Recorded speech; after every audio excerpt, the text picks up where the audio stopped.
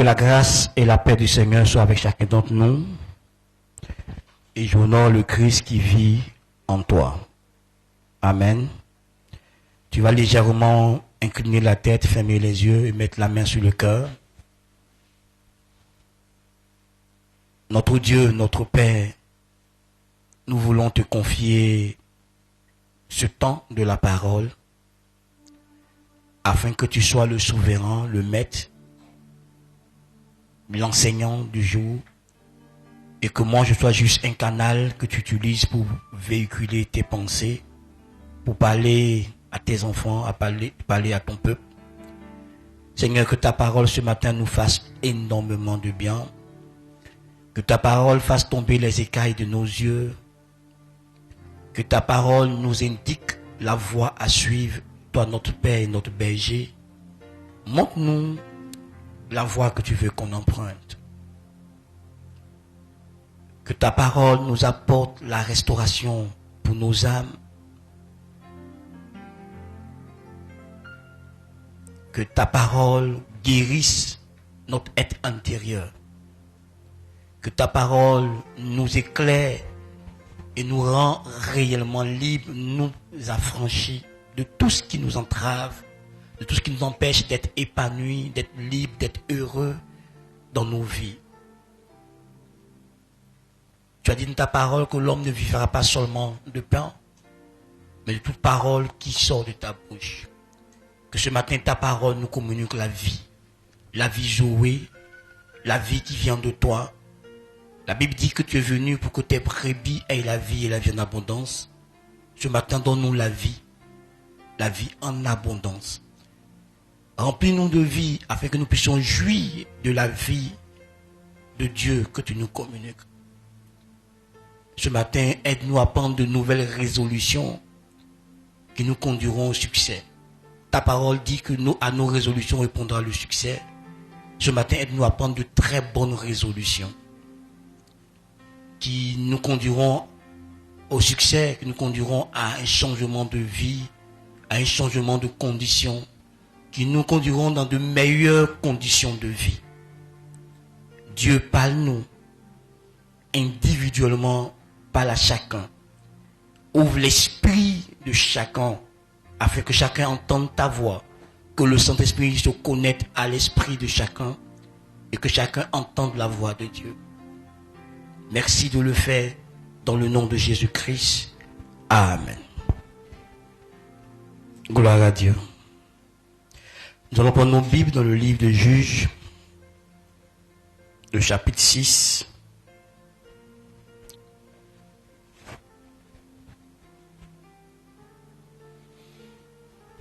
Juges, le chapitre 6, à partir du verset 25.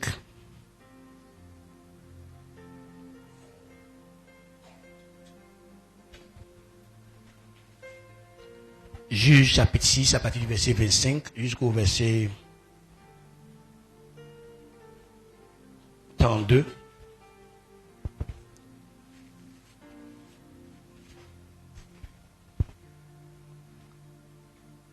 Vas-y. Nous lisons la parole du Seigneur.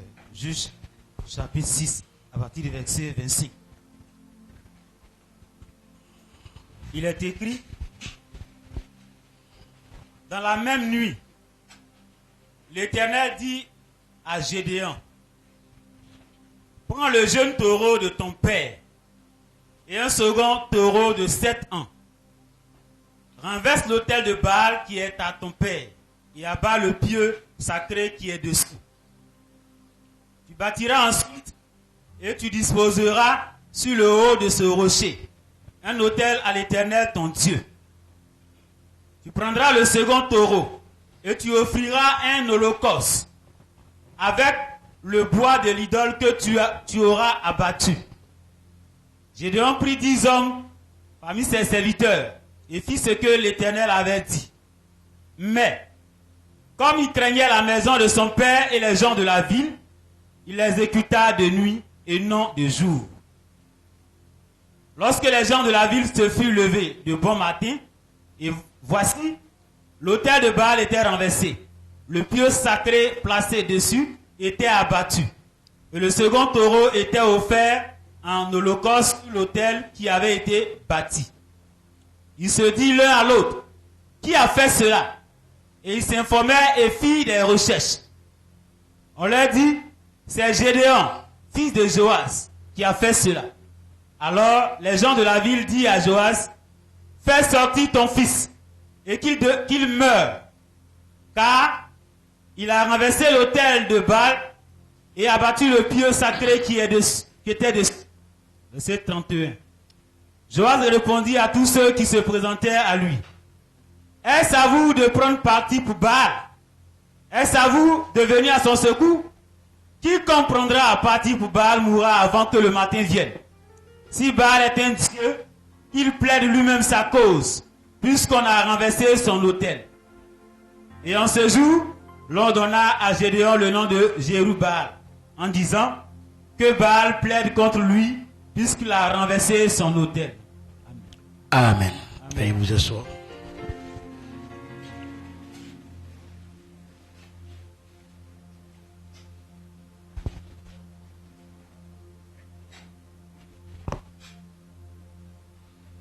Nous sommes à une époque où le peuple d'Israël n'avait pas de repère, n'avait pas de guide. Parce qu'après la mort de Josué, il n'y a pas eu de successeur. Et Israël est entré dans une série, un cycle de comportement.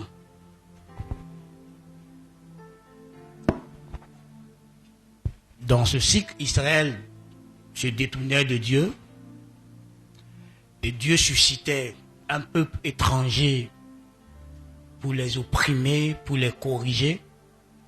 À la suite, Israël crie à Dieu et Dieu suscite un juge. Et durant la période où le juge vit et qu'il exerce l'autorité, Israël suit Dieu, Israël adore Dieu. Donc c'est dans ce cycle-là, pendant 7 années, Israël est en train d'être oppressé par les Madianites. Et puis Dieu a décidé de se révéler à un jeune homme pour qu'il soit le leader, le guide d'Israël. Ce jeune homme s'appelle Gédéon. Et quand Dieu s'est révélé à lui, Dieu lui a dit qu'il était vaillant héros et qu'il avait une force extraordinaire en lui. Et que Dieu l'envoyait libérer son peuple de l'oppression des Madianites. Et c'est à la suite de cette rencontre avec Dieu, dans la même nuit, que Dieu va se révéler à Gédéon et lui donner une première instruction. Cette instruction consiste en 2 étapes. La première étape, de détruire l'autel de Baal et le pieu d'Astadé qui est à son père. Et de bâtir un nouvel autel à lui, Gédéon, son Dieu, qui est l'Éternel. Et Gédéon l'a fait de nuit parce qu'il avait peur de la réaction de la maison de son père et de tout le village et toute la ville, toute la tribu. Mais le matin, les gens ont su, ils ont observé, ils ont constaté qu'il y avait un nouvel autel et que l'ancien était renversé, était démoli, était détruit, était démantelé.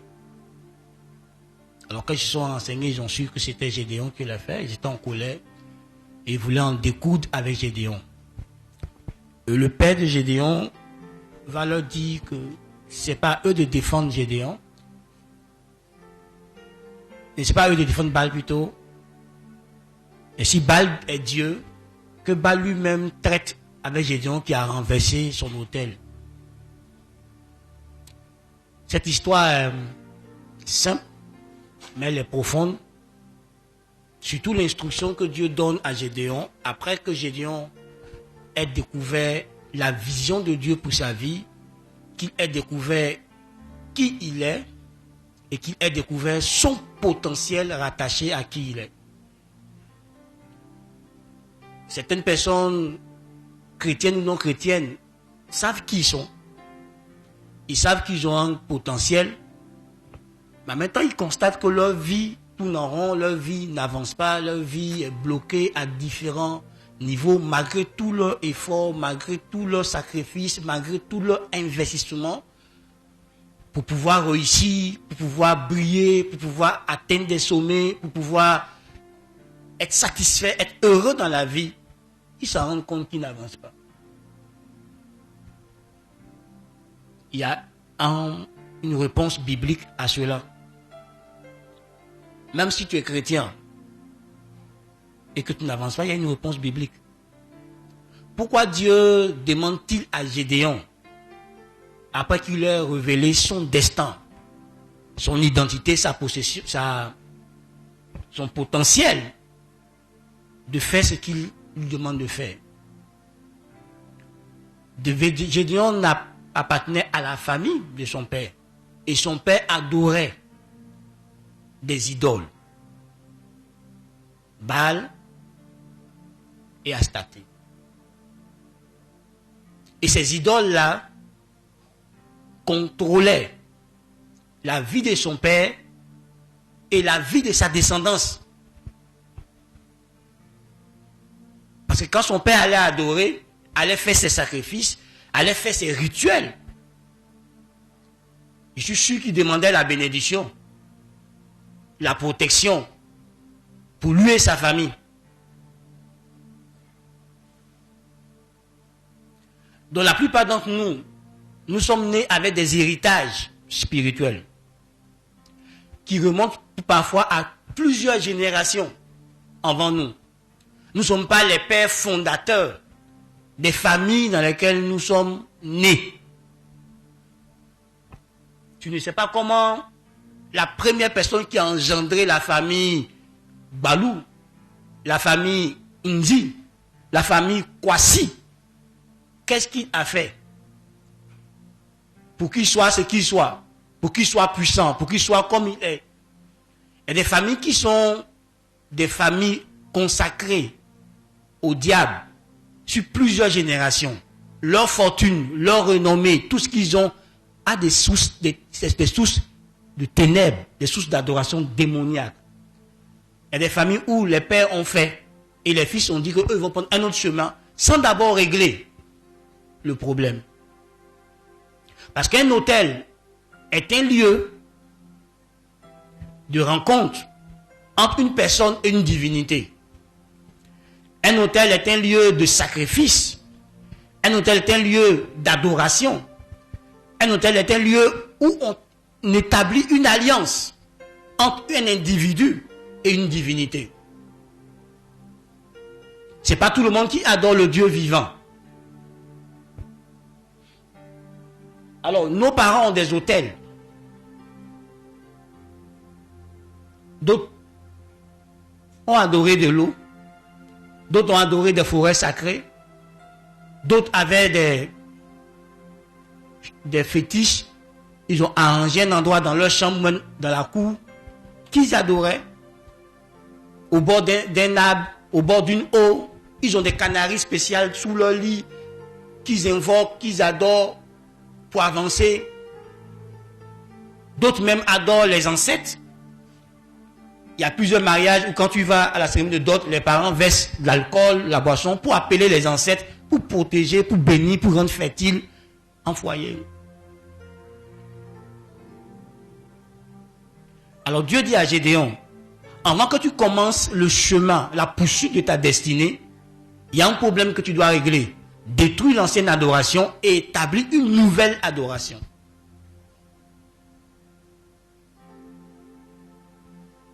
Frère, tu n'es pas né chrétien parce qu'on n'est pas chrétien. On devient chrétien. Le jour où nous sommes venus au monde, nous tous, on était des païens, séparés de Dieu, loin de Dieu, dans nos familles biologiques.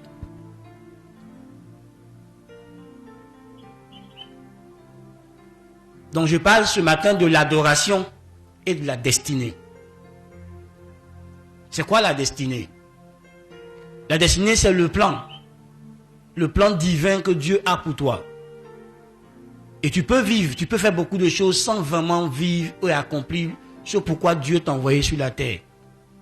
Parce que pour découvrir ta destinée, il faut d'abord être réconcilié véritablement avec Jésus-Christ. Il faut l'avoir dans ta vie. Il faut avoir fait la paix avec lui comme ton Seigneur et ton Sauveur personnel. Aucune adoration ne peut être partielle. Si tu adores une idole plutôt, ou tu adores le Dieu vivant, ça doit être une consécration totale. À cause du sens du mot adoration. L'adoration est une attitude de cœur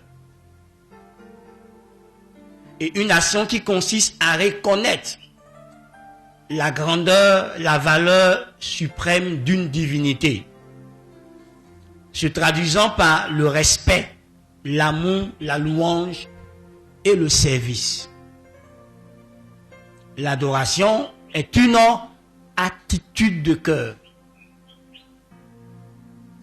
et une action qui consiste à reconnaître la grandeur et la valeur suprême d'une divinité, se traduisant par le respect, par l'amour, la louange et le service à cette divinité. Une attitude de cœur.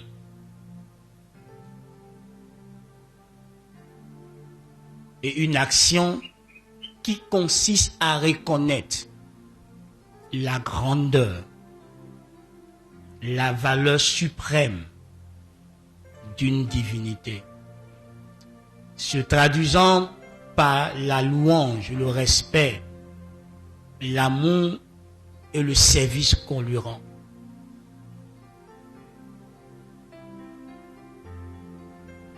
Donc si quelqu'un adore une divinité, il loue vous en culte.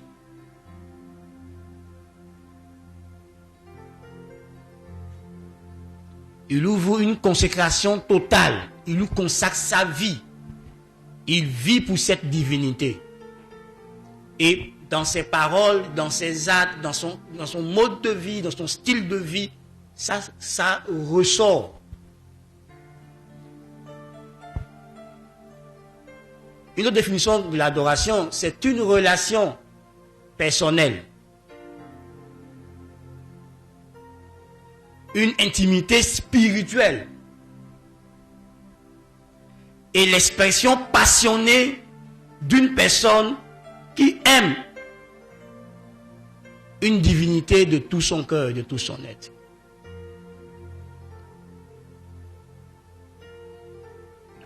L'adoration est une relation personnelle, une intimité spirituelle, l'expression passionnée d'une personne consacrée qui aime une divinité de tout son cœur, de tout son être. Nous, c'est Dieu, l'Éternel, qu'on a choisi. Mais tout le monde n'adore pas l'Éternel. Donc, je donne une définition générale. Si tu veux, dans ton cahier, tu peux écrire Dieu directement, à la place de divinité. Tu peux mettre Dieu. Donc, vous voyez, c'est une relation. C'est un lien, mais un lien invisible, un lien spirituel qui existe entre une personne et la divinité qu'il adore. Parce que les divinités qu'on adore sont des esprits, ou c'est l'esprit. Donc il y a un lien personnel, intime, entre celui qui adore et l'objet de son adoration. Il y a un lien qui s'établit. Il y a une relation personnelle. Il y a une intimité dans l'invisible. Il y a une union profonde entre l'adorateur et ce qu'il adore. Donc il ne suffit pas juste de dire, comme mon papa a adoré l'eau, moi j'adore pas l'eau, puis c'est fini. Il y a un lien qui a été établi. Et selon que Dieu donne l'instruction à Gédéon, il demande à Gédéon de rompre avec l'ancien lien, l'ancienne intimité spirituelle, pour établir une nouvelle intimité.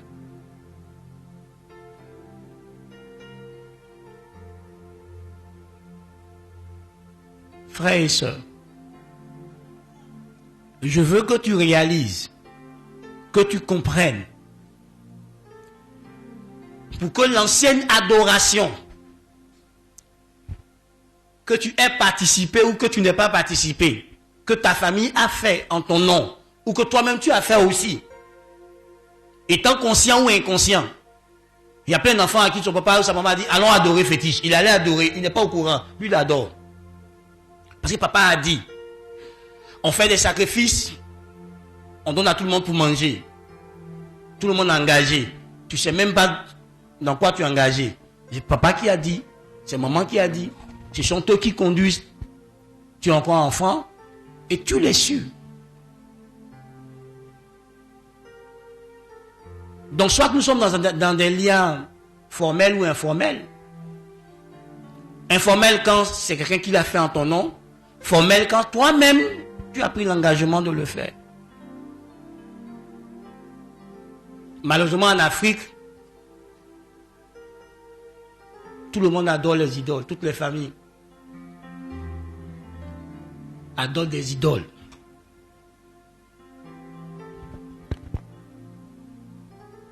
Frère, Dieu parlait au peuple d'Israël par la bouche d'Ésaïe, il leur a dit, souviens-toi du rocher où tu as été tiré.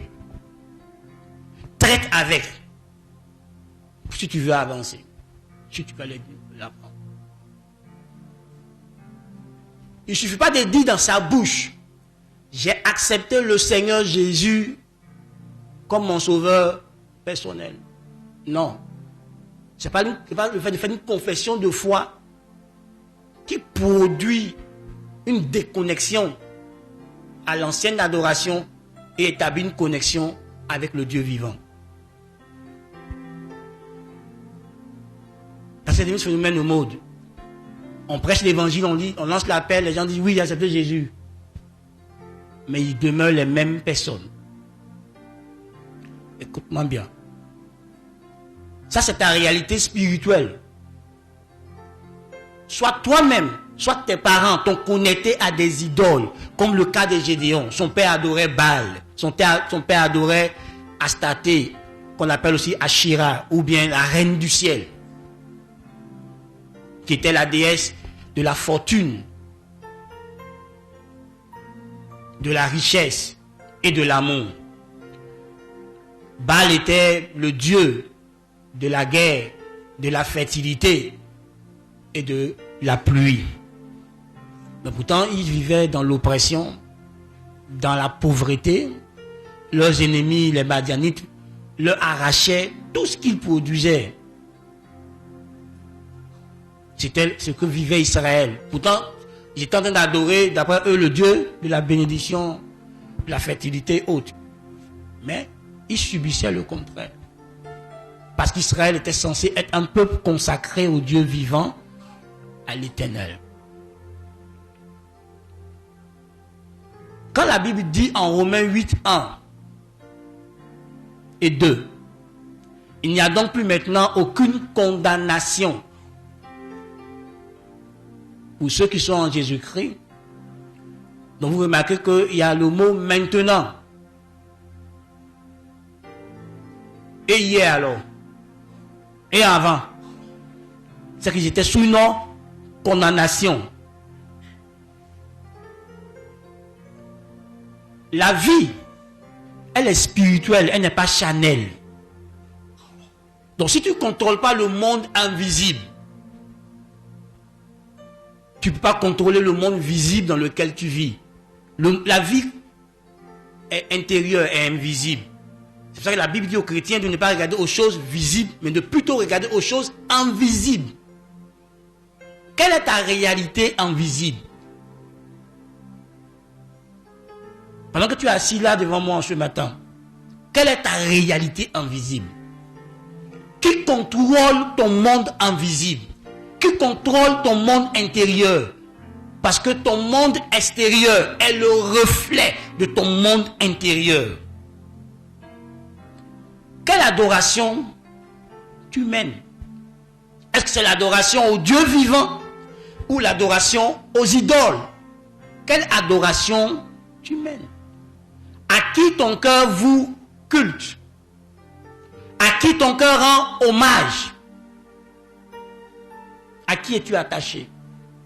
À Dieu, ton créateur, ou à ces démons qui se font passer pour Dieu? Donc avant que Dieu ne se révèle à Gédéon, Dieu savait déjà que Gédéon avait un problème. Malgré qu'il lui montre sa destinée, malgré qu'il lui montre son potentiel, il lui dit qu'il y a un problème à régler. Si tu veux que ce potentiel-là, tu puisses le vivre au maximum, tu puisses accomplir ton destin, tu puisses le réaliser, tu dois régler ce problème spirituel que tu as. Détruire la fausse adoration, quitter la fausse adoration pour la vraie adoration, pour l'adoration au Dieu vivant. Frère, je peux prétendre appartenir à Christ sans réellement lui appartenir. Le fait d'être dans une église ne fait pas de toi automatiquement un croyant en Christ, un chrétien vrai. C'est pas physique, c'est spirituel. Et ça doit se manifester dans le physique. Alors Dieu demande à Gédéon de régler. Et Dieu te demande ce matin à toi de régler ce problème. De renverser l'autel démoniaque qui t'influence pour établir un nouvel autel qui va t'influencer, un autel vivant, l'autel de Dieu. Gédéon l'a fait physiquement. Hein. Nous, on n'est pas obligé de le faire physiquement. Parce que la Bible dit que toi et moi, en Christ, nous sommes le temple du Dieu vivant. Donc nous portons l'autel à l'intérieur. L'autel, c'est notre cœur. L'autel, c'est notre esprit. En Jean 4, la Bible dit, les vrais adorateurs que Dieu recherche sont ceux qui l'adorent en esprit et en vérité.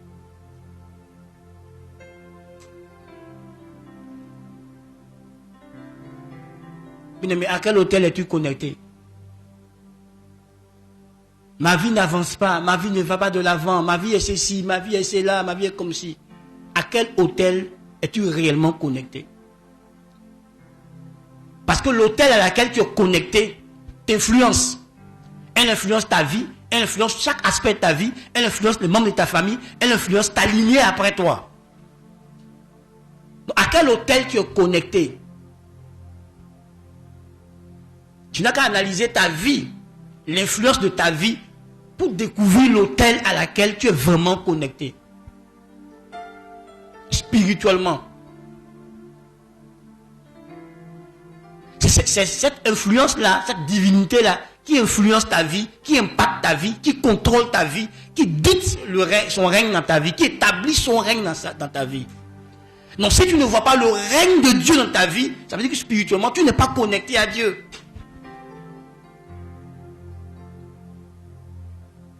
Si tu es connecté à Dieu, tu verras l'empreinte, tu verras l'action, tu verras le mouvement de Dieu, le règne de Dieu dans ta vie. La Bible dit que nul ne peut suivre 2 maîtres. Donc tu vois, 2 maîtres ne peuvent pas régner dans ta vie. Il y a un maître qui règne dans ta vie. Et c'est le maître que tu respectes, c'est le maître auquel tu es attaché, qui règne dans ta vie. Donc si tu dis, je suis chrétien, je vais à l'église. Maintenant, regarde l'influence que tu vis. Est-ce que tu as une vie influencée par le Saint-Esprit? Est-ce que tu vis dans la paix? Est-ce que tu vis dans la joie? Est-ce que tu vis dans la liberté? Est-ce que tu vis dans la sainteté? Je ne parle pas d'abord d'abondance matérielle financière. Je parle d'abord des richesses spirituelles. Est-ce que malgré tout ce qui se passe dans la vie, toi tu as la paix à l'intérieur? Et qu'aucune chose qui se passe à l'extérieur ne perturbe ta sérénité, ne perturbe ta paix, ne te trouble? Est-ce que tu peux être joyeux en tout temps? Malgré tout ce qui se passe à l'extérieur, est-ce que tu peux être joyeux en tout temps? Que ceux qui sont connectés à Dieu, peu importe ce qu'ils vivent, ils sont joyeux. Même de leurs épreuves, ils s'en réjouissent. Parce qu'ils savent que leurs épreuves annoncent la gloire de Dieu. Parce qu'ils savent que leurs épreuves les bâtissent pour la maturité. Donc, ils ne pleurent pas devant leurs épreuves. Ils ne sont pas dans les plaintes, ils ne sont pas dans les murmures. Frère, dis-moi, quelle entité contrôle ta destinée? Quelle adoration contrôle le plan de vie, ton plan de vie? Dans quel plan de vie tu marches? Celui de Dieu ou celui que le diable a préétabli pour toi? Oui, bien-aimé. Il n'y a plus de condamnation pour ceux qui sont en Christ et qui marchent selon l'esprit. Si tu lis le verset 1 et le verset 4, tu comprendras. Ce n'est pas juste parce que tu dis je suis en Christ, il n'y a plus de condamnation pour toi. C'est pour ceux qui ne vivent plus selon la chair, qui vivent selon l'esprit, qui sont consacrés, qui sont soumis à l'esprit.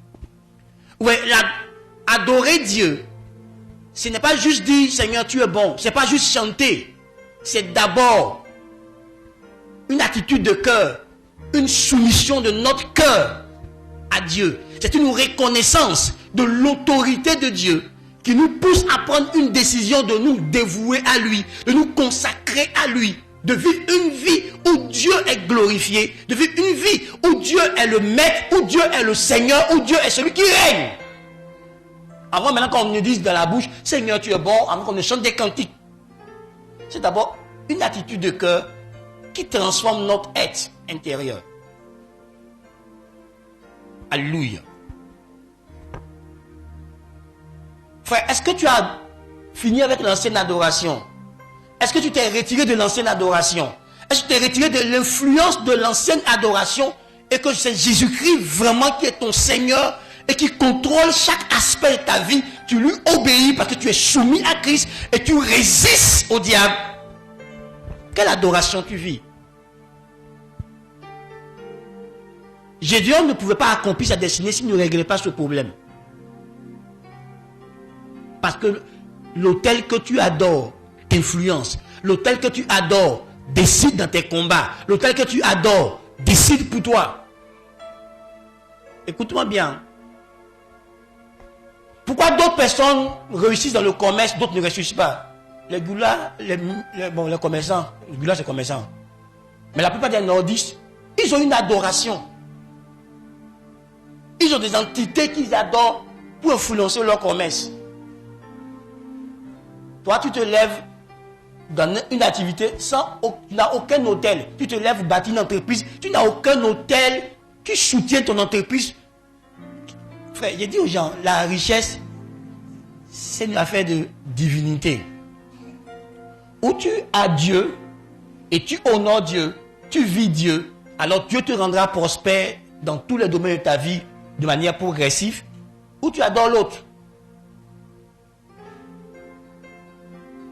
Regarde autour de vous, des gens travaillent bien, même durement. Ils s'acharnent dans le travail. Ils vont loin à l'école, ils sont instruits. Mais pourquoi ils ne sont pas riches? Pourquoi leur instruction, pourquoi leur travail acharné ne les rend pas riches? Parce que c'est une question de divinité. David dit, la richesse vient de Dieu. C'est une question de divinité.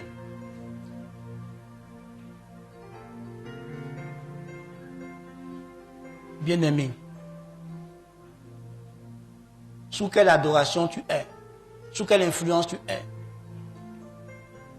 Quand tu es chrétien et tu dors, et mari de nuit, femme de nuit te gère, ça veut dire quoi? Ils ont accès à ta vie spirituelle. Tu es chrétien, tu dors, c'est toi qui es en communion avec les morts. Tu vois tous tes parents morts là encore. Tu es chrétien, tu dors, mais c'est toi qu'on pourchasse avec machette. C'est toi que les animaux pourchassent. Tu vois, tu es en train de jeûner, tu es en plein jeûne. Tu as prié jusqu'à 4 h du matin, dès que tu te couches, Marie ne nous dit bonjour. Femme ne nous dit bonjour. Mais tu es chrétien. Hein? Tu es chrétien. Mais tu sens que l'atmosphère spirituelle de ta vie est contrôlée par une autre entité que toi. Tu sens de l'oppression. Comment un enfant de Dieu vit dans l'oppression? La Bible dit que votre cœur ne se trouble point. Soyez en paix. Voilà. Non, croyez en moi et en mon Père. Donc si tu crois en Dieu, tu ne peux pas vivre dans les troubles. Tu crois en Dieu, tu ne peux pas vivre dans l'anxiété. Pourquoi? Parce que quand tu as répondu à Jésus, tu as répondu à son appel à venir dans son repos. Donc comment quelqu'un qui s'est déchargé sur le Christ est encore dans les tourments, il n'a pas la paix à l'intérieur, il est angoissé, il vit dans l'incertitude quant à ton avenir. Comment tu peux être en Christ et puis ne pas croire que ton avenir est certain, ton avenir est sûr, ton avenir est glorieux? Pourtant même la fin de ton histoire t'a été montrée en Apocalypse. Les chrétiens sont les seules personnes qui savent que s'ils meurent, ils vont dans un royaume béni, une ville exceptionnelle, une nouvelle Jérusalem. La Bible dit que Dieu connaît les projets de paix qu'il a pour toi et non de malheur. Donc tu es en Christ. Dieu a des projets de paix pour toi, mais tu n'es pas sûr que ton avenir est certain. Ceux qui marchent par la foi savent que leur avenir est certain. Parce qu'ils voient leur avenir. Parce que Dieu leur montre leur avenir. Dieu leur montre ce qu'ils seront demain. Donc ils croient aujourd'hui que ce qu'ils sont seront demain. Ils le voient. Donc ils ne peuvent pas être déprimés. Frère, c'est quelle chrétienté tu vis? Parce que la Bible dit que ceux qui sont en Christ, Dieu les a affranchis de la loi du péché et de la mort. Ils sont libres.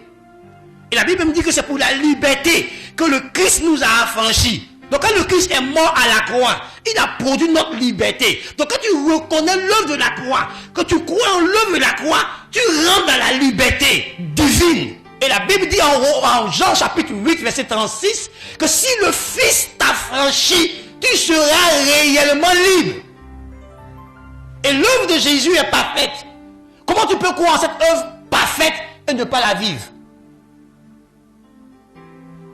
Frère, si tu crois avec ta tête, il n'y a pas d'effet. C'est quand on croit avec le cœur. Or, pour croire avec le cœur, il faut avoir la révélation divine. Il faut que Dieu ouvre tes yeux. Mes amis, tu es en Christ, mais tu n'es pas libre du péché.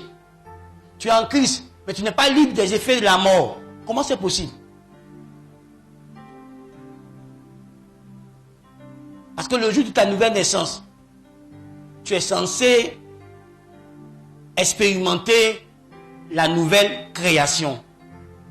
Et la Bible dit, si quelqu'un est en Christ, il est une nouvelle créature. Les choses anciennes sont passées et toutes choses sont devenues nouvelles. Donc en Christ, Dieu nous invite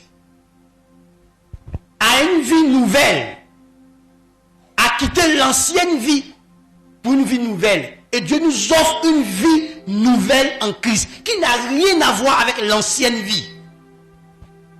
C'est un nouveau système, une nouvelle manière de penser, de marcher. Vous voyez, dans l'ancienne vie, on marchait par la vue. Dans la nouvelle vie, on marche par la foi. C'est pas la même chose. Donc si tu es en Christ, que tu continues de marcher par la vue, tu n'es pas encore en Christ. Ceux qui sont en Christ marchent par la foi, ils ne marchent pas par la vue. Si tu es en Christ et que tu continues de vivre comme un homme livré à lui-même, un homme qui n'a pas de guide, un homme qui n'a pas de berger. Quand je parle de berger, je ne parle pas de moi humain, je parle du divin berger, Jésus-Christ. En Christ, nous ne sommes pas des personnes errantes. En Christ, nous sommes des personnes qui avons un divin berger, qui est le Christ, qui nous guide, qui nous conduit. Et la Bible dit que ce berger-là nous conduit dans de verts pâturages, vers des eaux paisibles. Alléluia. Ton existence terrestre doit être marquée par ton adoration. Comment tu es? C'est toi qui te plaît. Je n'ai pas la force. Je suis déprimé. Non, je ne sais pas ce qu'il a fait, je suis découragé. Mais pourtant la Bible dit, ceux qui se confient en l'Éternel, renouvellent, aidez-moi, renouvellent leur, et prennent leur vol comme quoi? Essaye. Donc toi, tous les jours, tu pries. Donc, je suppose que tu te confies en Dieu. Mais c'est toi qui es déprimé. C'est toi qui es découragé. C'est toi qui n'as plus la force d'avancer. Tu ne te confies pas en Dieu. Parce que la Bible dit que ceux qui se confient en Dieu, ils renouvellent leur force. Quand Jésus était éprouvé face à l'œuvre de la croix, il allait à Gethsemane pour se confier à son Père. La Bible dit que son Père lui envoyait un ange pour le fortifier. Donc tu te confies à Dieu tous les jours, mais tu n'arrives pas à affronter les défis de la vie avec sourire. Pourtant les mêmes défis, un autre le vit, mais il est dans la gaieté, il est dans la joie, il est dans la louange. Pourtant il passe par le feu, pourtant il passe par des difficultés énormes. Mais pourquoi? Parce qu'il est connecté au trône du Dieu vivant. Donc il reçoit du trône du Dieu vivant le secours qu'il faut pour affronter la vie. Toi, tu adores Dieu, mais tu déprimes. Tu adores Dieu, mais tu es malheureux. Tu adores Dieu, mais tu es frustré. Tu adores Dieu, mais tu ne sais pas ce que tu dois faire. Tu ne sais pas quel chemin emprunter. Tu ne sais pas où aller. C'est quelle adoration où Dieu ne te parle pas? C'est quelle divinité que toi tu invoques et cette divinité ne répond pas? C'est que toi, ta divinité est une idole. Les idoles sont muettes. Les idoles ne parlent pas. Mais si tu adores Dieu, tu entendras la voix de Dieu. Il te montre, il te dira par l'arrière, prends tel chemin, emprunte tel chemin, fais ceci pour t'en sortir, avance comme si, parce que Dieu est venu pour que tu aies la vie, et la vie à l'abondance. Pourquoi tu es en Christ? Ça fait 56 ans, mais tu n'es pas en train d'expérimenter la vie. Pourtant tu es en Christ, et lui il est venu te donner la vie. Tu es en Christ, mais les œuvres des ténèbres ne sont pas détruites dans ta vie. Oh, la Bible dit que l'une des raisons pour lesquelles il est venu, Jésus a apparu afin de détruire les œuvres du diable. Donc Jésus-Christ peut être en toi et les œuvres des ténèbres vont prospérer. Les œuvres de la sorcellerie vont prospérer. Les œuvres des puissances des dieux vont prospérer. Jésus-Christ fait quoi dans ta vie? Lui, il est la lumière, il est en toi. Et les ténèbres prospèrent. Il y a un problème, frère. Est-ce que tu es vraiment connecté à Christ? Est-ce que tu vis une adoration vraie, sincère, véritable? Frère, la Bible dit que ce peuple-là m'adore du bout des lèvres. Et son cœur est éloigné de moi. Frère, dans une vraie adoration, il est impossible que ton cœur soit éloigné de Dieu. Parce que c'est avec notre cœur qu'on adore Dieu. Donc dans une vraie adoration, ton cœur est impliqué, tout ton être est impliqué. Tu vivras Dieu parce que tu le verras dans l'adoration. Parce que vous-même vous dites, comme vous avez lu dans la Bible, que la Bible dit, Dieu siège dans la louange de son peuple. Donc tu ne peux pas t'attendre de louer Dieu, rendre hommage à Dieu, faire l'éloge de Dieu, et puis Dieu ne se révèle pas à toi. Parce qu'il viendra siéger pendant que tu te lui fais l'éloge. Il viendra pour t'écouter. Donc tu le verras. Et la Bible dit que ceux qui contemplent Dieu à visage découvert seront quoi? Transformés de gloire en gloire par la même image qu'ils verront de Dieu. Donc, la contemplation, c'est de l'adoration. Donc toi, tu dis que tu adores Dieu, que tu contemples Dieu. Or, dans l'adoration, on dit à Dieu qui est. Tu dis que Dieu est bon, que Dieu est tout puissant, que Dieu est ceci, que tu as vu ça, que tu as contemplé que Dieu est bon, tu as contemplé que Dieu est amour, tu as contemplé que Dieu est tout puissant, tu as contemplé que Dieu est saint, tu as contemplé que Dieu est juste. Maintenant, pourquoi toi tu n'es pas transformé dans cette même image? Est-ce que tu as vraiment contemplé? Frère, notre adoration influence notre destinée, notre existence. La destinée, c'est ton existence. Ton adoration doit influencer ta destinée. Ta vie doit être influencée par ton adoration. Enfin, c'est pas seulement l'adoration qu'on se rassemble ici. C'est l'adoration que tu vis au quotidien. Chaque jour, tu vis la vie de l'adorateur. Et ta vie d'adorateur laisse des traces. Si ton adoration ne te transforme pas, ce n'est pas la vraie adoration. la vraie adoration va te transformer. Il est impossible que tu rentres en contact avec Dieu et que tu restes la même personne. C'est impossible.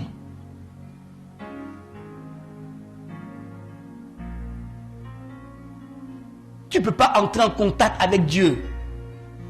Comme dit le pasteur Kahambi, faire un cœur à cœur avec Dieu et puis rester la même personne. C'est pas possible. Tu ne peux pas avoir cette intimité spirituelle où ton esprit rencontre l'esprit de Dieu dans une intimité profonde, dans une communication profonde, et tu ressors de là la même personne. Quand Moïse rentre dans une intimité avec Dieu, quand il descend de la montagne, la gloire de Dieu est sur lui, au point où Israël ne peut pas supporter la gloire de Dieu. Quand Jésus rentre dans l'intimité de Dieu dans le désert, quand il ressort, la Bible dit qu'il était revêtu de la puissance d'en haut. Et sa renommée s'est accrue. Donc tu ne peux pas avoir cette intimité au quotidien avec Dieu. Et elle n'est pas en train de te transformer, de te changer, de changer ton histoire. Mais tous ceux qui adorent Dieu deviennent des témoins de la gloire de Dieu, deviennent les ambassadeurs de Dieu. Donc tu ne peux pas adorer Dieu et ne pas présenter ce Dieu aux nations. Quand tu adores Dieu, tu portes la Shekinah de Dieu, tu portes la présence de Dieu, tu portes la gloire de Dieu. Donc partout où tu arrives, on saura qu'il y a un adorateur de Dieu qui est là. Parce que quand tu rentres dans l'atmosphère, ta présence change l'atmosphère dans laquelle tu es entré. Parce que tu portes le Dieu suprême. Donc quand tu rentres dans un territoire où les ténèbres régnaient, les ténèbres se dispersent. Parce qu'une autre entité supérieure est entrée. Ouais, la vie, c'est une question de hôtel contre hôtel. Si ton adoration n'est pas forte et que l'autre, son adoration est forte, il va t'écouler. Ce n'est pas une question de Dieu était où. Comment tu alimentes ton Dieu? Comment tu vis ton Dieu? Enfin, j'ai un ami à l'époque, pasteur, qui allait renverser un hôtel satanique et puis ça l'a tué. Parce qu'il ne s'est pas préparé sérieusement pour aller là-bas. Enfin, il n'y a pas tout le monde qui s'en de tout hôtel. Hein. Il y a des gens que tu veux aider. Et puis en voulant les aider spirituellement là, toi-même, pasteur là, tu as des problèmes.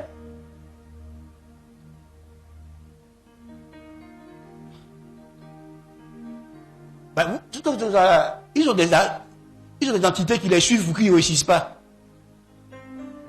Pour qu'ils ne deviennent pas quelqu'un. Pour qu'ils ne se marient pas, pour qu'ils ne soient pas heureux, pour qu'ils ne fassent pas de bonnes choses avec l'argent. Et toi, tu pries pour eux, et ton hôtel n'est pas fort. Oh, c'est fini. Enfin, écoute-moi, il y a un jeune pasteur que, dans le temps, j'aidais. Il était à la maison, seul, dans son salon. Une fille est venue, il dit qu'il va faire délivrance de la fille. Quand il a fait délivrance, quand il a commandé, puis l'esprit des eaux s'est manifesté. L'esprit des eaux a commencé à faire le jeu de la séduction. Pour ceux qui font la délivrance, savent de quoi il parle. Le temps, le pasteur s'en rend compte là. Il a déshabillé la fille là. Il était sorti à elle. Et quand il a commencé, il a fait, l'esprit est parti, la fille le regarde. Ouais, c'est sérieux, hein.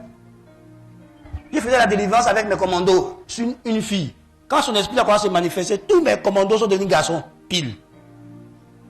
Quand elle a répandu l'air comme ça, là, eux tous sont dressés. On a fait sortir et puis fait des femmes commandos là pour faire la délivrance. Les gens sont là, ils sont témoins de ce que dit. Parce qu'elle a émis ces zones comme ça là. Et ce n'est pas fort spirituellement. Chacun va se réveiller. Oui, parce que des gens sont bien, ils se comportent bien, puis ils croisent une fille. Et puis ils oublient sa propre femme. Il y a des femmes là, elles lavent leur corps dans l'eau. Elles dorment au cimetière. Elles font incantation. Donc quand un homme la voit comme ça là, s'il n'est pas fort, l'esprit qui est derrière elle là, fait qu'il est attiré par elle. La vie est spirituelle, c'est pas physique. Donc quel est l'autel sur lequel ta vie est bâtie? Si elle n'est pas forte, si le feu de l'autel n'est pas puissant, si tu trouves un gars dont son autel est puissant, il va te montrer quelque chose. Comment se fait-il que des sorciers rentrent dans certaines églises et puis le pasteur ne voit pas le sorcier? Jusqu'à le sorcier devient membre du conseil du pasteur. Comment il a fait passer tous les parfums Et puis le pasteur n'a pas su que ce gars qui a été nommé dans son conseil là, c'est un baillefouet. C'est un gougnon. Hors classe. Pourquoi il n'a pas su ça? Il y a des personnes qui rentrent dans l'église et puis ils aveuglent le pasteur. Et puis ils deviennent le meilleur ami du pasteur. C'est le conseiller principal du pasteur. Le pasteur lui dit tout. Et puis l'église s'étouffe et l'église meurt. Parce que le pasteur, c'est pas que lui qui est là. C'est le fils du diable. Parce que son autel n'est pas fort. L'autel, on l'entretient dans une vie d'intimité profonde. Ou que tu veux que non, les gens prient trop. C'est parce que toi, dans ta prière, tu passes ton temps qu'à demander. Tu fais que la prière des demandes. Mais ceux qui ne font pas que la prière des demandes là, ils prennent du temps à prier pour s'enraciner en Dieu. Frère, quelqu'un peut te saluer et te donner maladie. Il te salue comme ça. Et puis te transmet maladie. Quelqu'un peut venir te faire à tour. Quand il a fini de faire à tour, tu reviens à Abidjan. Tu as ceinture. Tu es malade.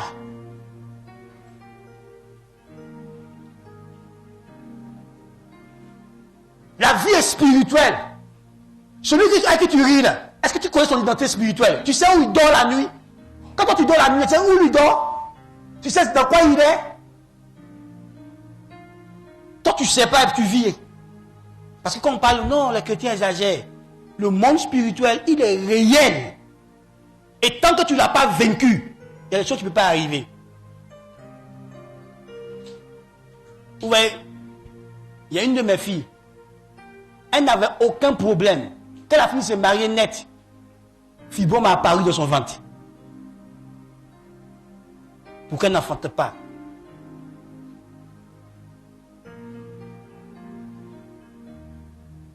On mène la bataille, on fait le travail. Son propre médecin qu'il a su, il lui dit, ma fille, ton problème là, c'est spirituel. C'est pas autre chose, c'est spirituel. Donc si tu es un bon pasteur, va voir ton pasteur, il n'a qu'à prier sérieusement pour toi. Sinon, c'est pas bon. Frère, il y a des gens qui ont eu l'argent. J'avais un fils à l'époque. Bon, on s'est perdu un peu de vue. Son cousin était en train de l'aider. Et quelqu'un de sa famille qui n'a pas d'accord dit pour qu'on l'aide. Elle a mis les entreprises de son cousin dans sa mouvant. Le monsieur a commencé à, ses entreprises ont commencé à couler. Quand il allait voir, lui aussi, ce qu'il adore là, on lui a dit, c'est ton cousin que tu es en train d'aider là. C'est telle personne qui est en train de faire ça. Il a arrêté de l'aider. Tu vois, vous voyez, lui m'a promis ça. Quand il t'a promis, et quand il allait consulter ses esprits, il s'est rendu compte que si t'aide, il aura des problèmes. Enfin, écoute-moi, je marche avec quelqu'un, je l'aide financièrement. Est-ce que tu m'entends? Je l'aide financièrement. Et puis je commence à sentir que mes finances ont des problèmes. Je rentre en prière, puis je me dis, c'est lié à celui-là. On ne veut pas qu'il soit quelqu'un. On ne veut pas qu'il s'en sorte dans la vie. Et toi, tu es en train de l'aider, c'est pour ça que tu es en train de subir. Donc je rentre maintenant moi aussi dans mon adoration. Pour me libérer, pour m'en sortir. Pour que je continue de faire le bien que Dieu attend de moi. Frère, tu peux aider quelqu'un. Et puis le retour sera un problème pour toi. Je le vis au quotidien. Il y a des gens que je finis de recevoir aujourd'hui. Avant, quand ils ne savaient pas ça, quand il finit de recevoir, il fait une simple prière, puis il rentre à la maison. C'est-à-dire que j'ai reçu un problème foyer, j'ai réglé un problème foyer. Quand il rentre à la maison, ça qui m'a encore, pour rien comme ça, quelque chose se passe à mon foyer. Tout. C'est quand Dieu m'a enseigné. Donc, maintenant, quand il finit de prier pour quelqu'un, quand il part, il reste seul. Et je prends le temps de prier. Pour qu'aucun esprit ne me suive jusqu'à chez moi à la maison. Pour qu'aucun esprit ne touche mes enfants. Qu'aucun esprit ne touche ma famille. Et puis je rentre à la maison. Frère. Il y a des gens qui sont venus nous voir. Ils viennent te voir, pasteur. Et puis au moment où il est venu te voir là, tu vois l'esprit humain qui le suit. Donc partout où il va, il est suivi. Donc quand on lui dit, on va te bénir, l'esprit humain là bloque ça. Parce qu'il te suit.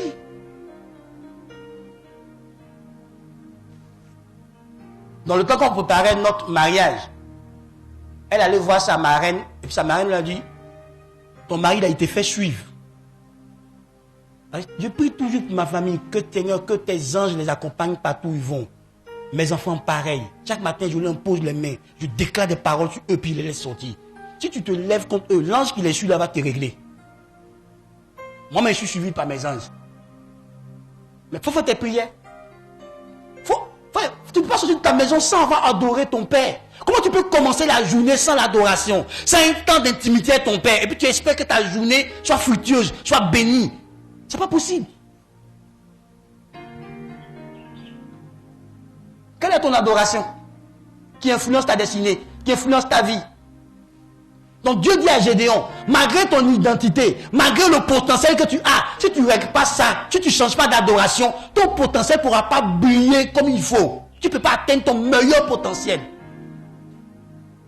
C'est l'adoration d'Abraham qui a libéré Abraham de la stérilité. C'est l'adoration la maman de Samuel. Anne, qui l'a libéré de la stérilité. Elle allait adorer Dieu. Elle a cherché Dieu. Elle a adoré Dieu. Quand elle ressort de là guérie, libérée. Ton adoration peut résoudre ton problème. Ton adoration peut briser les chaînes. Ton adoration peut te faire sortir de la captivité. Quand Dieu parlait par Moïse à Pharaon, il a dit quoi? Laisse aller mon peuple pour faire quoi? Pour m'adorer. C'est parce qu'ils devaient adorer Dieu qu'ils ont sorti de la servitude. Quelle adoration tu fais?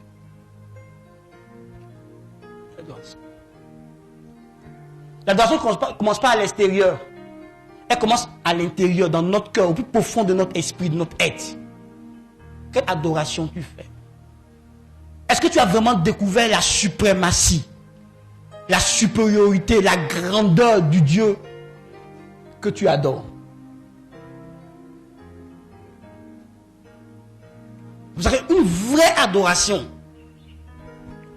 est le fruit, est le résultat d'une véritable intimité. Si tu n'as pas d'intimité réelle avec Dieu, tu ne peux pas vraiment l'adorer convenablement, comme il se doit. Et mon frère, des esprits suivent les gens. D'autres sont conscients des esprits qui les suivent et puis les adorent consciemment. D'autres ne sont pas conscients, mais ils sont utilisés par des esprits. Vous voyez, il y a trois royaumes dans la sphère. Dans le naturel, il y a le royaume terrestre. Dans l'invisible, il y a le royaume de Dieu. Il y a le royaume des ténèbres. Maintenant, ces deux royaumes-là cherchent à contrôler le royaume terrestre. Donc, chaque être humain est contrôlé par un royaume. Toi, c'est lequel des royaumes qui te contrôle? Si c'est le royaume des ténèbres, sache que la Bible dit qu'eux, ils ne viennent que pour voler, détruire et égorger. Le diable ne vient pas pour autre chose. Il vient que pour voler, détruire et égorger. Donc même quand il te donne un semblant d'élévation, après il va récupérer tout. Et le royaume de Dieu ne vient que pour donner la vie et la vie en abondance. À quel royaume es-tu connecté? À quel royaume invisible tu es connecté? Et c'est ton adoration qui détermine le royaume auquel tu es connecté. Si tu adores les idoles, oui, tu me diras, mais pasteur, moi je n'ai pas d'idole. Oui, tu n'as pas d'idole, mon frère. Tu n'as pas d'idole taillée en pierre. Tu n'as pas d'idole taillée en bois ou en image. Mais dans ton cœur, il y a des idoles. Tout ce que tu as mis à la place de Dieu dans ton cœur, c'est une idole. Ça peut être ton travail qui est une idole pour toi. Ça peut être ton agent qui est une idole pour toi. Ça peut être ton mari qui est une idole pour toi. Ça peut être tes enfants qui est une idole pour toi. Parce que tu passes Dieu dans ton cœur. La première place revient uniquement à Jésus-Christ. Donc tu ne peux pas mettre une autre personne ou même autre chose à cette première place. Même toi-même, tu ne peux pas te mettre à cette première place. La Bible dit que Dieu a voulu qu'en tout, Jésus-Christ soit le premier.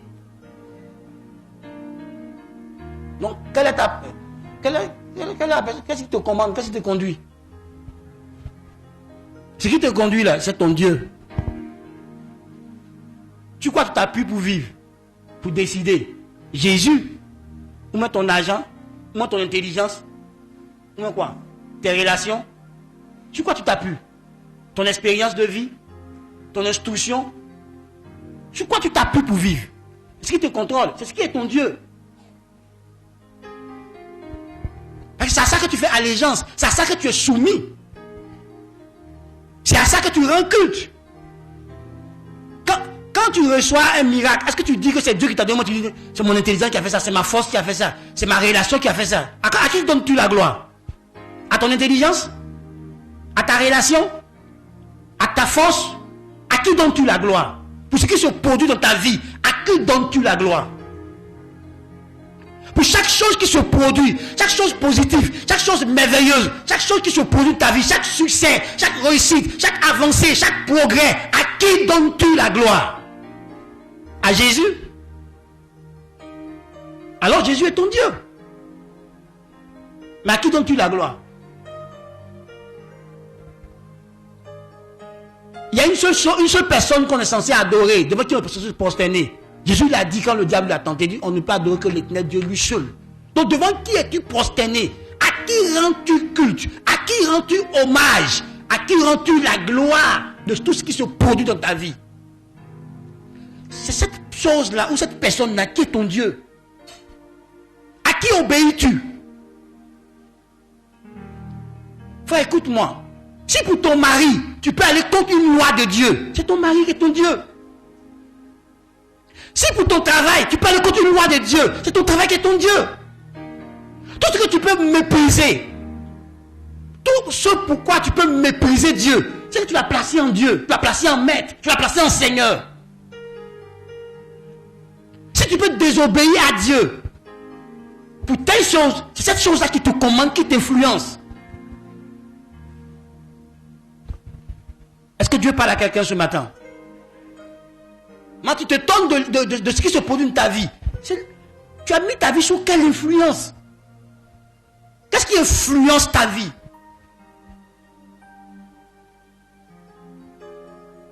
Quelle est la force derrière ta vie? Quelle est la puissance? Quelle est cette entité qui est derrière ta vie, qui te tient?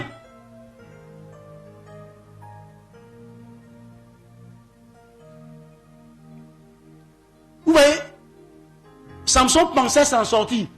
Il ne s'est pas rendu compte que ses cheveux ont été rasés.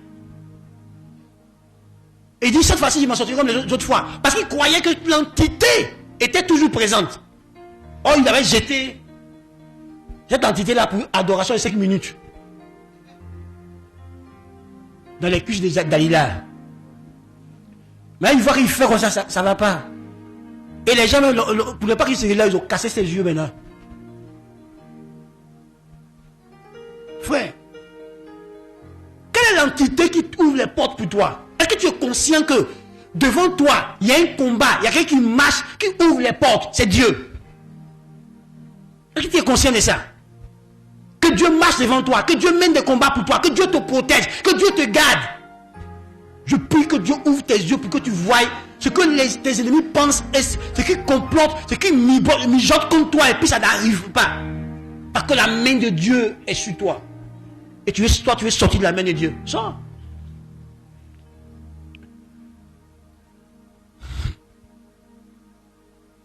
Enfin, c'est Dieu qui bénit. Est-ce que tu es conscient de ça? Pour rester sous son autorité, sous sa main. Néhémie dit, comme la bonne main de mon Dieu était sur moi, quand j'ai parlé au roi, il m'a répondu en faveur. Il était favorable à ce que je disais. Qui était Néhémie quand il parlait au roi? Il était juste un échanson. Mais qu'est-ce qui a fait que le roi s'est engagé à rebâtir Jérusalem? C'est la bonne main de Dieu qui était sur la vie de Néhémie, qui a incliné le cœur à sa femme.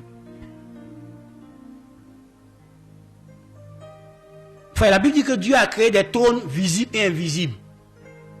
Laisse-moi te dire que chaque personne est assise sur un trône. Ça peut être un trône de Dieu comme un trône démoniaque, mais chacun est assis sur un trône. Quel est ton trône? Et dans le monde invisible, il y a une question d'hiérarchie et de puissance d'autorité. Donc si ton autorité ne supplante pas son autorité, tu ne peux pas le vaincre. Pour vaincre l'homme fort de ta famille, il faut que ton autorité le supplante. C'est-à-dire C'est vrai que je suis en Christ, j'ai l'autorité de Dieu. C'est vrai. Mais est-ce que tu sais exercer cette autorité? Tant que tu ne sais pas exercer l'autorité, l'homme fort de ta famille te tient.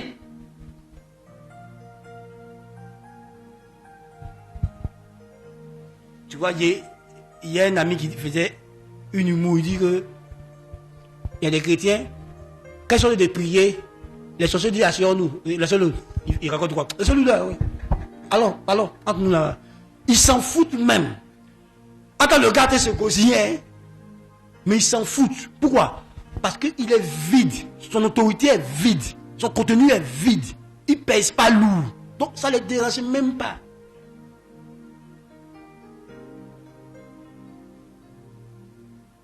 J'avais une fille en Christ. Tout allait bien chez ma fille là. Le jour où un frère est venu nous voir avec elle pour dire qu'il veut la marier, pour un problème qui est déclenché. Elle a changé de comportement. Et puis je demande à Dieu, Dieu dit non. Le mari de nuit est dérangé parce que maintenant elle doit franchir une limite. Et je l'ai appelé de mon bureau, puis je lui ai dit, voici. Si tu ne fais pas bien, le frère là va partir. Il faut que tu rentres en combat contre le mari de nuit. Elle n'a pas écouté. Le frère est parti. Jusqu'à cette heure où je suis arrivé derrière la chef qui était pâle là, elle n'est pas encore mariée. Parce qu'elle n'a pas encore vaincu le mari de nuit là. Je dis non, depuis là, lui elle vient, il va. Mais il y a quelqu'un qui les chasse. Et tu ne sais pas ce quelqu'un-là, c'est qui? Tu vois, ce quelqu'un-là, tu dois mettre ton propre caractère, tu dois mettre ta propre bouche, tu dois mettre ton propre comportement pour les chasser. Ou pour la chasser.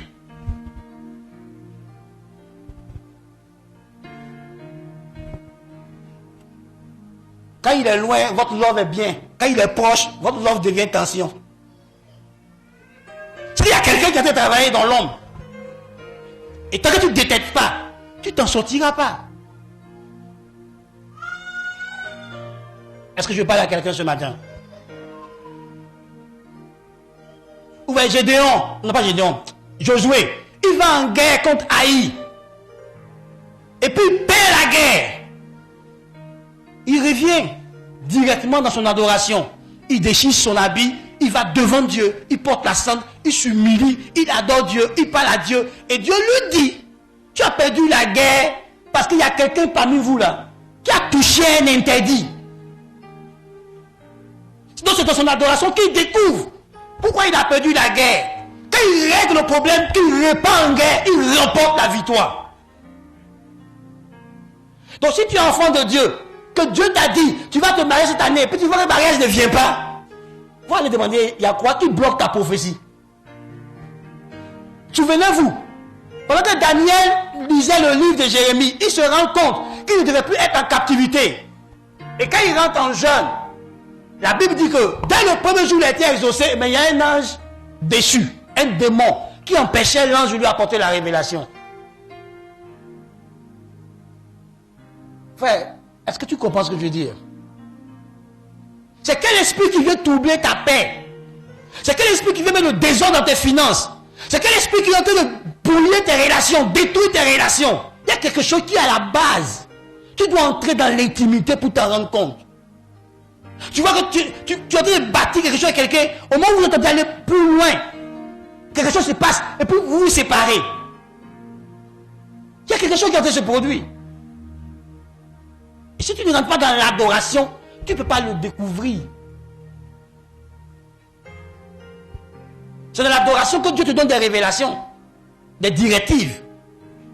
Donc si tu ne rentres pas dans l'intimité pour adorer Dieu, tu n'auras pas des réponses pour les choses que tu vis et qui tirent leur origine dans l'invisible. Et tu subis. Ouais, il faut un temps où je vais prier pour les gens comment. Leur offrande ne va jamais dépasser 50 000. S'ils ont tout donné, c'est 50 000. Pourtant, ce sont des gens qui ont un peu, Donc je rentre en prière pour chercher à comprendre. Et puis Dieu ouvre mon esprit, Dieu ouvre mon intelligence, puis Dieu me montre ce qui s'est passé. Quand je règle ce qui s'est passé, aujourd'hui, je peux avoir des offrandes de 500 000, même de millions et plus. Parce que j'ai réglé le problème. J'ai connu un gars dans le temps, il travaillait à la présidence de la République sous l'ancien président. Il était bien payé, mais il ne réalisait rien. Il avait des maîtresses, en tout cas des maîtresses. Hein. Les maîtresses, quand tu vois que elle, là, si tu n'as rien dépensé, elle par mois, là, c'est au moins 1 million. C'est eux, ils cherchaient. Il était marié, hein? Il va en voyage, il partait en mission au nom du PR, mais il ne pouvait rien réaliser à son argent. Et mon ami David et moi, on prêchait devant Bel Air. Notre thème était de la malédiction à la bénédiction. On expliquait les signes de la malédiction, comment ça fait, les causes. On tentait de prêcher. Le monsieur s'est arrêté. Quand on a fini, il dit, mais je ne ferai pas donner. Ce que vous avez dit là, c'est de moi, il s'agit de moi. Est-ce que vous pouvez m'aider? On dit ok. Donc David lui dit, bon, toi, moi je suis pas ici, donc toi, il faut t'occuper de lui. Donc je commence à l'aider, et puis je découvre que quand il était plus jeune, il s'est amusé à coucher avec la femme de son oncle. Son oncle était âgé, puis sa femme était trop fraîche. Et son oncle là les a découverts. Et puis dans sa fougue de jeune là, il n'a pas reconnu son tort. Et l'oncle a déclaré une parole.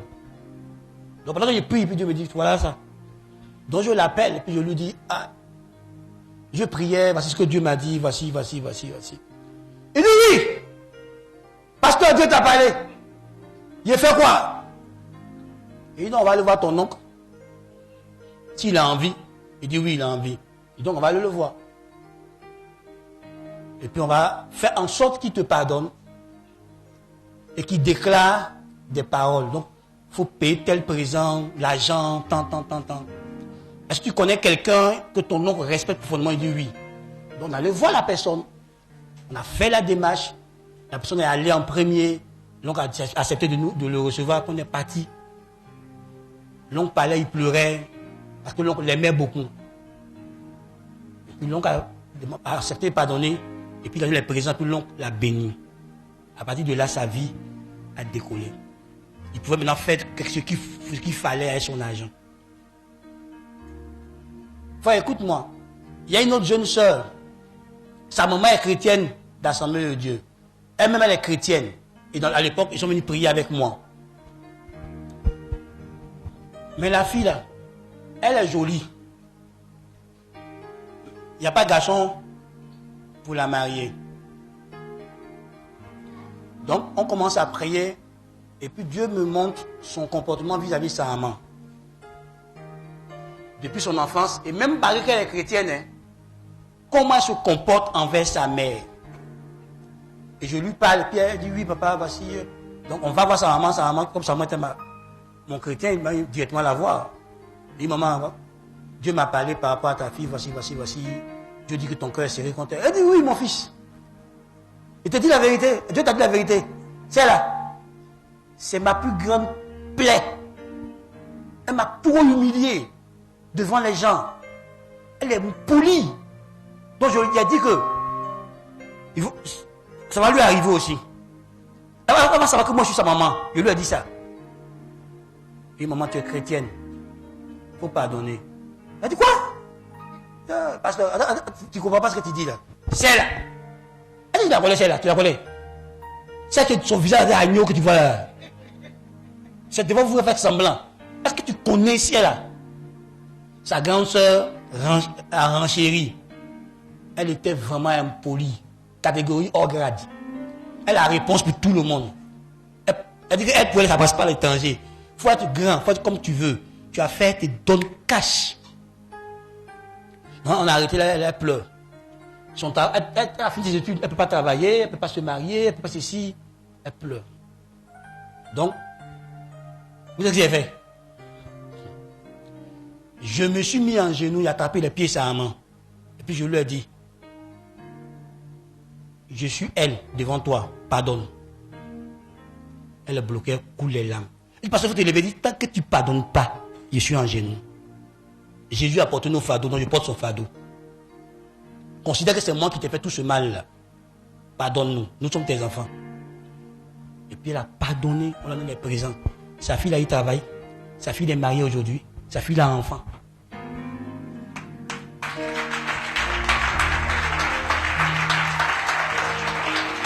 Ce sont des lois spirituelles. Donc si tu veux, il faut parler en langue. Si tu ne respectes pas ton père et ta mère, tu seras bloqué. Mais si ton papa est gougnon, mais si ta maman est gougnon, tu seras bloqué. C'est une loi spirituelle. On dit honore ton père et ta mère. Et tu vivras longtemps et tu seras... Écoute-moi, ça n'a rien à voir avec ce qu'eux ils ont fait. Qui s'est occupé de toi, qui s'est occupé de toi, c'est pas ça. Toi aujourd'hui tu es éclairé et tu sais que tu dois les honorer. Honore-les. Je disais à quelqu'un, je crois que je dis ça ici peut-être même, que tout acte qu'on pose a des revers spirituels. Donc réfléchis à l'acte que tu es en train de poser. Mépriser ton père, mépriser ta mère, mépriser ton patron, ça va te bloquer. Peu importe son comportement, tu dois veiller sur ton cœur. Parce que Dieu regarde au cœur pour bénir. Donc si tu t'amuses et que tu transgresses des principes spirituels, ça te bloque. Et tu es là. Tu es bloqué. Dans le temps, il y a un pasteur, je ne dirai pas son nom, il était de l'église Foursquare. Il s'est mal comporté, puis son leader l'a mis sous discipline.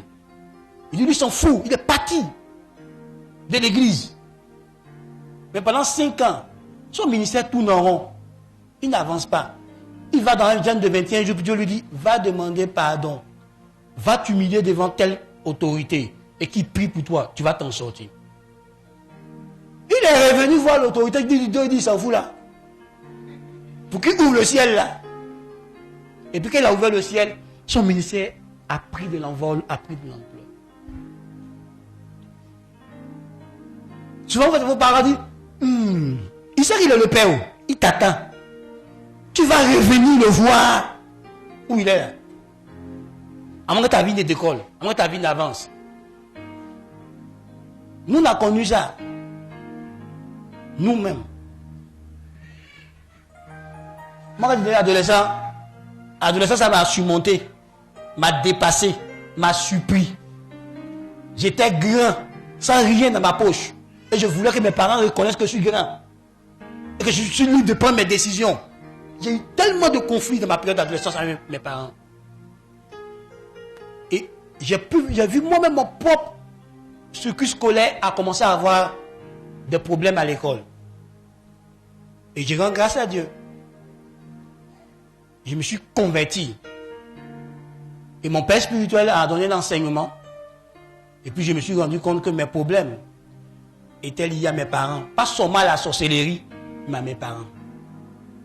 Et comme je n'avais pas le courage d'aller les aborder, hein, j'ai fait une si longue lettre à mon père et à ma mère. Et quand ils ont lu la lettre, chacun m'a appelé. C'est toi qui as écrit ça, j'ai dit oui. Je demande pardon. Et je promets que je ne puisse jamais me lever contre votre autorité. Peu importe mon âge. Jusqu'aujourd'hui, je respecte l'autorité de mon père et de ma mère. Ils ne m'ont pas maudit, hein. Eux-mêmes priaient pour que je sois heureux. Mais le problème de la loi spirituelle qui est déplacée là, c'est ça. C'est toi qui connais plus que ton grand frère, plus que ta grande soeur. Parce que tu as 500 000 à la fin du mois et que ta grande soeur ne travaille pas encore, elle ne peut plus parler dans la maison de votre père. Tu es sur sa tête, tu manges ton nom là-bas. Tu vas voir que c'est ta grande soeur. Tu vas apprendre ça un jour. Quand tu seras bloqué et qu'un homme spirituel va te dire, c'est à cause de ta grande soeur. Tu vas aller voir ta grande soeur là. Tu vas changer ta langue là devant elle. Quand Jacob ne voulait pas s'humilier devant son grand frère, et puis il a rusé pour prendre le droit d'aînesse là, pour qu'il puisse entrer dans sa bénédiction, il a fallu qu'il fasse quoi? Qu'il s'humilie devant son grand frère. Ce sont des principes. Et la vie dans laquelle nous sommes est régie par des lois spirituelles, des lois naturelles. Si tu les ignores, tu vas en vivre les conséquences. Comme je disais ce vendredi à mes ouvriers à la veillée, personne ne peut mépriser Dieu, parce que Dieu ne se laisse pas mépriser par quiconque. Ce qu'un homme aura sémé, il le moissonnera aussi. Tu es libre, hein? Tu peux décider de ne pas appliquer un principe divin, mais tu vas en subir les conséquences. Quelle est ton adoration? Ta destinée est influencée par ton adoration. Ton sommet dépend de ton adoration. Et même ta bénédiction générationnelle, c'est-à-dire que la bénédiction après toi dépend de ton adoration. Dieu a dit à Isaac, je te bénis à cause de ton père Abraham, qui m'a obéi, qui m'a bien adoré. Donc ton adoration sécurise ta génération. Parce que Dieu ne sera pas seulement ton Dieu, mais il sera aussi le Dieu de tes descendants après toi. Donc marche bien, Dieu. Parce que toi seul, tu représentes toute une génération et des générations. La Bible dit que quand Abraham payait la dîme, Lévi qui était dans ses reins a aussi payé la dîme. Donc tu vois, chaque acte que tu poses, toute ta génération va avec toi. C'est pour ça que nous les Africains, dont nos parents ont eu des profondeurs dans l'occultisme. Frère, tu dois chercher Dieu. Sérieusement. Tu dois faire en sorte que ton adoration de Dieu brise le joug qui est sur toi. Le joug qu'ils ont mis sur toi. Que ton adoration brise ce joug. Que ton adoration brise ces alliances. Que ta communion avec Christ puisse détruire ces alliances, que tu t'en sortes. Toi-même, tu as constaté que tu as de belles opportunités, mais que tu n'arrives jamais à saisir. À la dernière minute, ça passe entre tes mains. Parce qu'il y a une adoration qui bloque tout ça. Et toi, tu n'es pas sérieux de ton adoration avec Dieu. Tu n'es pas en train d'exceller dans ton adoration avec Dieu. De devenir meilleur de ton adoration avec Dieu. Comment tu veux que les changements se produisent? Vous savez, quand Élie vient confronter les autels des Baals, c'est hôtel contre hôtel. Quand Élie veut prier, il établit l'hôtel de Dieu. Le feu descend. Eux, ils ont fait tout leur sémagré. Eux-mêmes, ils ont duré que Élie même. On dit de matin à l'heure de l'offrande, à 18h là-bas. Élie n'a même pas fait quelques minutes, le feu descend. C'est ton hôtel. Frère, quand tu actives ton hôtel, tu dis une chose dans le spirituel, on reconnaît la voix qui vient de parler. Si tu ne veux pas dans la séance de délivrance, tu vas voir. Il y a des démons qui disent à des pasteurs, je ne veux pas. Mais il y a des démons, quand le pasteur veut s'approcher, il ne veut pas essayer, m'en vais. Pourquoi? Ça dépend de l'atmosphère spirituelle dans laquelle il vit. Et ton atmosphère spirituelle est produite par l'adoration que tu mènes. Quand tu vis une vraie vie d'adoration, tu es dans une sorte d'atmosphère spirituelle. Et quand tu marches, tu dégages l'atmosphère. Frère, nous allons dans des endroits où des gens ont refusé de nous recevoir. Il ne faut pas entrer dans leur maison. Parce que si on met pied dans leur maison, leur fétiche vont se gâter. On devrait rester hors de leur maison. C'est quelle atmosphère tu dégages? Quelle est ton adoration, frère? Avec qui tu communies à longueur de journée? Toi, tu communies avec les soucis. Tu communies avec quoi? Les esprits de mort. Et tu veux que la vie se manifeste. C'est que toi, tu es assis toute ta journée de là.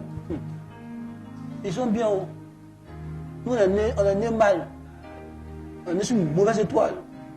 Moi, mes enfants ici, nous-mêmes. Si je veux qu'elle ne pas quelqu'un me dit bonjour. C'est que tu es aigri. Donc, tu fais adoration avec l'aigreur. Tu veux que quoi va se produire? Tu es amer. Tu es rempli d'amertume. Tu ne sais pas te réjouir du bonheur des autres. Comment le bonheur viendrait à toi?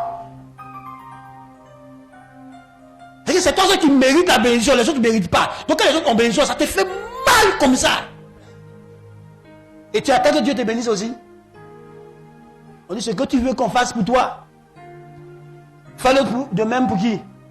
Donc comme tu es aigri pour les autres, tu veux qu'on te donne quoi? On te donne aigreur aussi. Frère, quelle est ton adoration? Ta destinée est influencée, est dominée par ton adoration.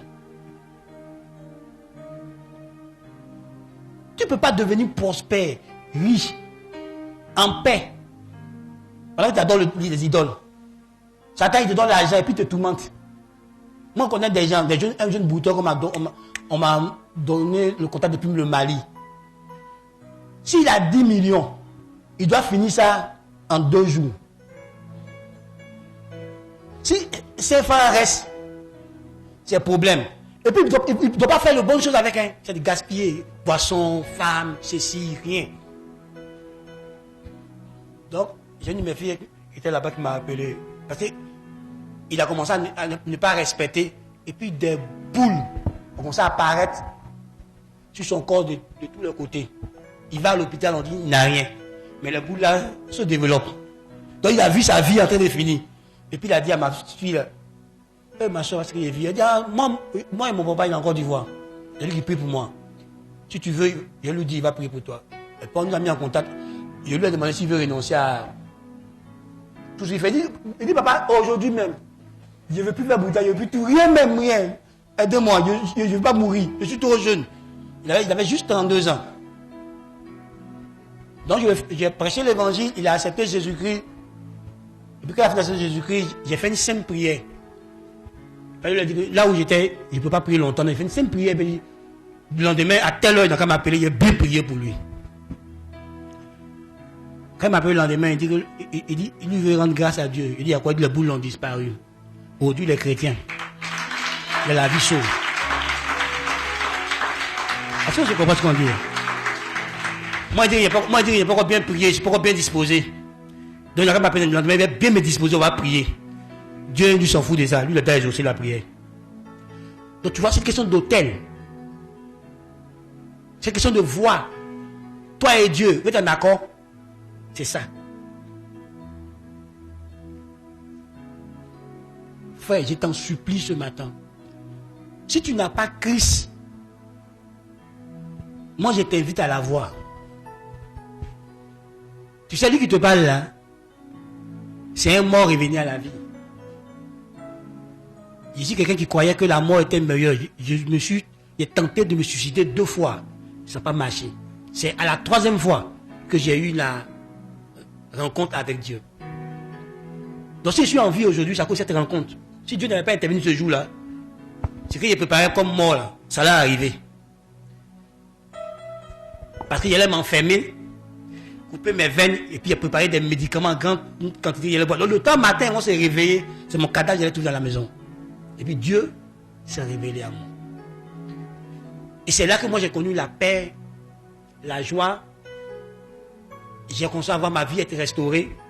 Parce que je suis né dans une famille où sorcellerie, que ce soit côté maman, côté papa,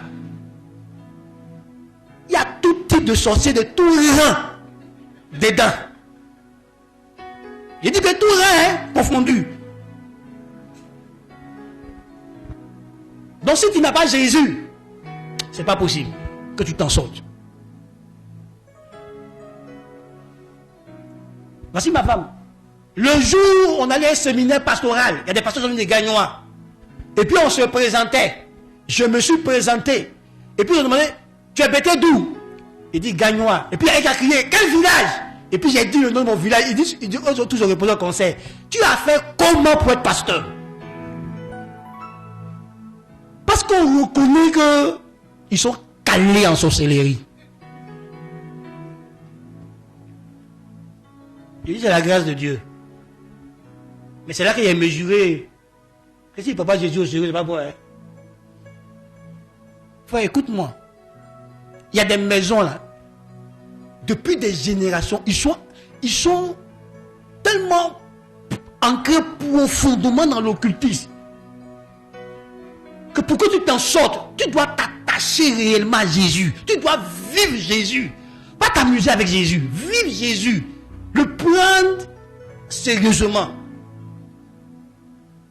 Toi, j'ai croisé une fille dont le père et la mère sont tous les deux dans la franc-maçonnerie à un niveau élevé. Il y a plus de 10 ans. Et puis, je lui ai dit, tu as un choix à faire. Ou tu prends Jésus, et puis toi puis Jésus, vous devenez un. Ou tu t'en vas dans l'occultisme pour briller. Parce que tes parents ont déjà pris tout le contenu de ton étoile. C'est ce que le diable fait. Pour que chaque génération aille adorer le diable. Et chaque génération qui adore livre la prochaine génération. Donc quand j'ai parlé à elle, peu de temps, elle allait parler à sa maman pour dire, vous avez fait quoi? Fait quoi là-bas? Sa maman lui a dit, quand tu étais petite là, tu étais colombe là-bas. Tu dis que tu ne veux plus. Si tu ne reviens pas, ta vie ne va pas s'améliorer. C'est pas possible. Nous aussi, on ne peut pas quitter là-bas. Parce qu'on risque de tout perdre. Elle a me dit, pasteur, aide-moi. Je veux devenir une chrétienne 100%. Quand on a commencé à l'aider, son père et sa mère se sont appauvris. Leurs entreprises ont coulé. Elle a compris qu'elle était celle qu'ils ont déposée sur leur hôtel là-bas. Et puis Dieu l'a restaurée. Et puis je lui ai dit de s'occuper de ses parents. Elle s'est occupée de Dieu jusqu'à ce qu'il décède. Et il y a eu plusieurs cas comme ça. J'y rencontre plusieurs enfants des mystiques que j'aide. Il y en a avant qu'ils s'en sortent, avant qu'ils enfantent, la personne qui à la base tombe meurt. Parce qu'il y en a qui ont juré que c'est sur leur vie que toi tu passeras pour évoluer. Même à l'église, il y a plein de mes fils qui, dans leur combat spirituel, il a fallu que la personne meure d'abord avant qu'il émerge, avant qu'il s'en sorte. C'est sérieux, frère, ce que je te dis. C'est pas pour que tu acceptes Jésus, hein. Si tu veux, il ne faut pas accepter. C'est juste un témoignage. Si tu veux, tu fais bon usage de ça.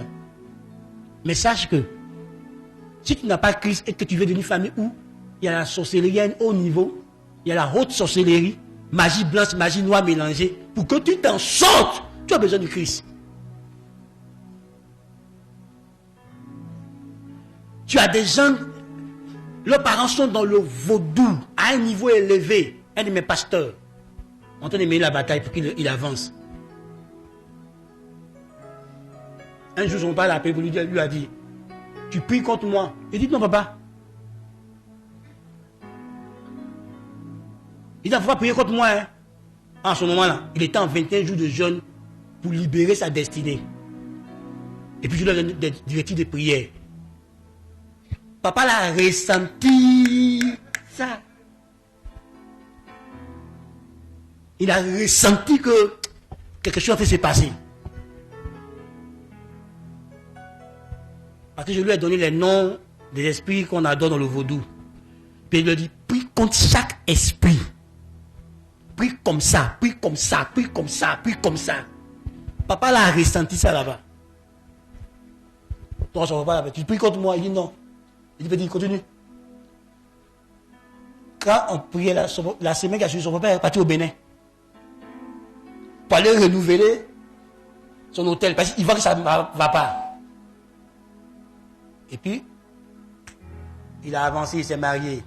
Il a vu des choses dans le ministère. On continue de mener la bataille. C'est sérieux, mon ami.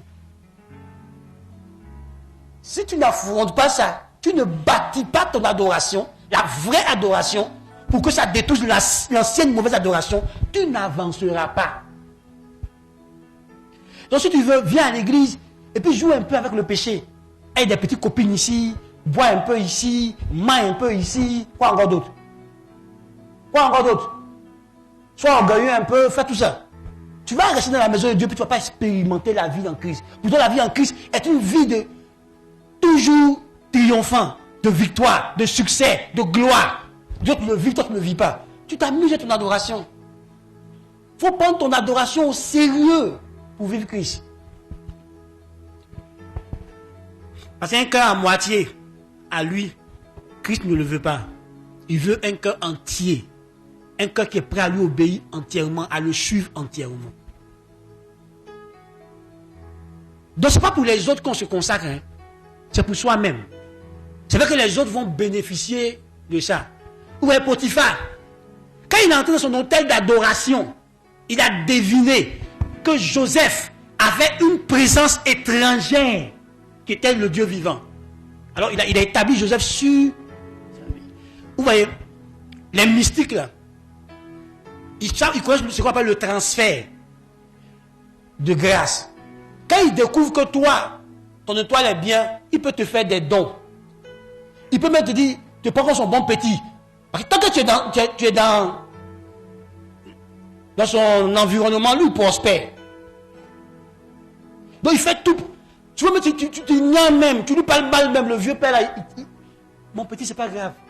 Parce qu'il prend toi là. La petite fille, elle est polie, elle est arrogante sur le vieux là. Mais quand il dit, il veut iPhone 17, tiens. Il veut ça, mèche 200 000, tiens. Est-ce que tu connais l'échange qui se produit? Quand il te donne 200 000, c'est quoi il prend, il puise dans ton étoile, il puise dans ta vie.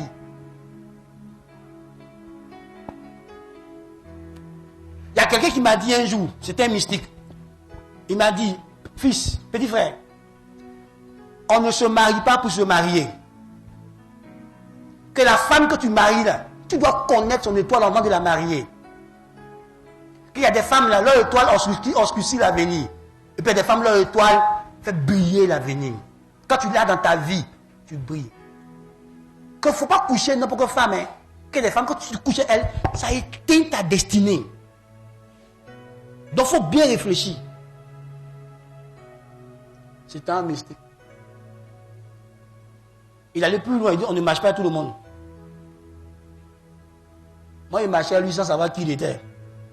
Ce jour-là, il m'a dit, tu sais, j'appartiens à une loge. Si ça t'intéresse, je peux te mettre là, tu as posé. Il dit, ça ne m'intéresse pas.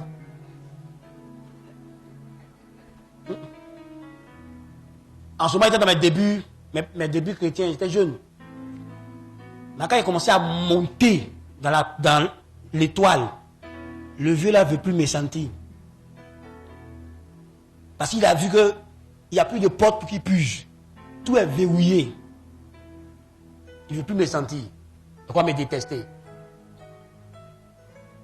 Frère, il faut chercher Dieu. Il ne faut pas vivre comme poulet sans propriétaire. Il faut avoir un propriétaire. Il faut avoir quelqu'un qui dit que lui te connaît, que tu es son fils, Dieu. Et ta vie sera en paix. Tu vois, est-ce que tu peux expliquer comment ton papa a fait pour être grand dans la vie? Est-ce que tu connais? Hein?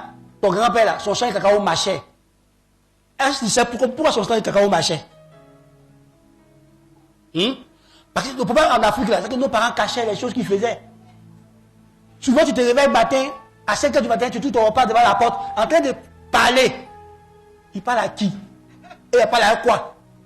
Devant la porte, où tout le monde passe et entre là. Il est là, il est en train de parler. Il dit quoi et à qui? Frère, le vieux, il a un petit truc. Il parle toujours dessus, avant de saluer les gens.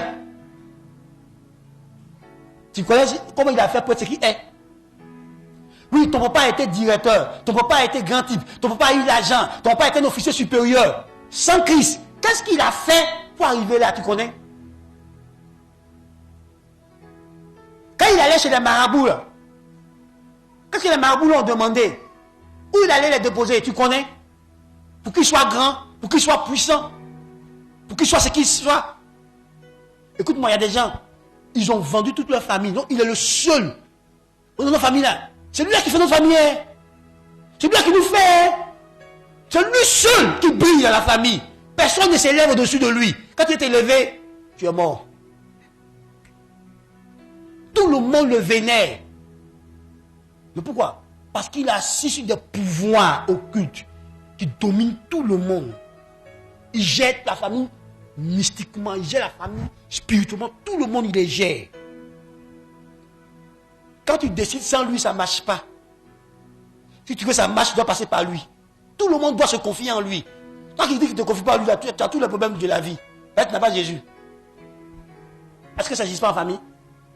Ça n'existe pas en Afrique? C'est le seul. Il tient toute la famille. Mais ce qui est grave là, il n'aide aucun membre de la famille à se stabiliser. C'est lui seul qui est stabilisé et prospère. Tout le monde doit dépendre de lui. Tout le monde fait de la mendicité auprès de lui. Si vous donnez 5 000 et 10 000, il est prêt. Mais vous donnez les vrais montants pour que vous en sortez, non. Et quiconque veut s'affranchir de lui a problème. Tout le monde te fait la guerre. Et toi même, tu ne respectes pas le tonton là, pourquoi? Aïe, est-ce qu'il est Dieu? Pour définir notre destinée. C'est pas que c'est lui qui nous fait. C'est pas que c'est lui, à cause de lui, on nous respecte dans ce village. Mais il n'est jamais prêt pour quelqu'un. Mais toi, tu es assis et tu entends. Non, non, ça fait vraiment mal. Hein. Tu entends que ce oncle-là, ou ce frère-là, il est en train d'aider les gens hors de la famille. Mais il n'aide aucun membre de sa famille à s'en sortir. Enfin, il aide les autres. Et puis quand vous voyez, personne ne veut vous aider. On se dit que votre cœur, votre frère, votre soeur, votre oncle, il a la main sur le cœur, il aide tout le monde. Aussi, il peut nous autres là, on parle de sa famille, il peut nous faire comme ça, un vous que de sa famille. Pourtant, vous êtes les victimes. Donc, il fait ce que Sadomi a chanté. Généreux dehors, très avare à la maison. Parce que si jamais il vous aide, il sait ce qu'il va. Lui, c'est vos étoiles, il prend pour prospérer. Donc, tu as besoin de Christ. Tu ne sais pas où on t'a vendu. Tu ne sais pas où on t'a livré. Et le seul qui peut te racheter, te libérer, c'est Jésus-Christ. Tu vois, tu es belle. Mais c'est toi, les néfeignons, sont mon drague. Les néfeignons. C'est eux qui sont le drague. Les gens qui n'arrivent pas à joindre les deux bouts. Des gens sans avenir. C'est eux qui... Toi, quand tu te draguer là, c'est eux seulement qui viennent te draguer. Mais tu n'as jamais eu la chance qu'un sous-directeur, qu'un homme d'affaires, qu'un ingénieur, quelqu'un qui est un peu, mais te dit bonjour. Toi, c'est les cas bizarres là. C'est eux qui voient en toi la femme de leur vie.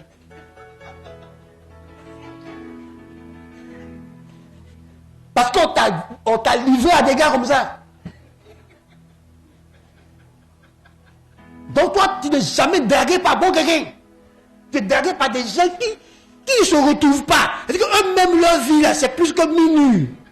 C'est eux qui veulent venir chez toi. Pour toi, un minuit, pour être plus que minuit, ils veulent venir chez toi. C'est quoi ça ressemble? Non, est-ce que tu comprends ce que je dis?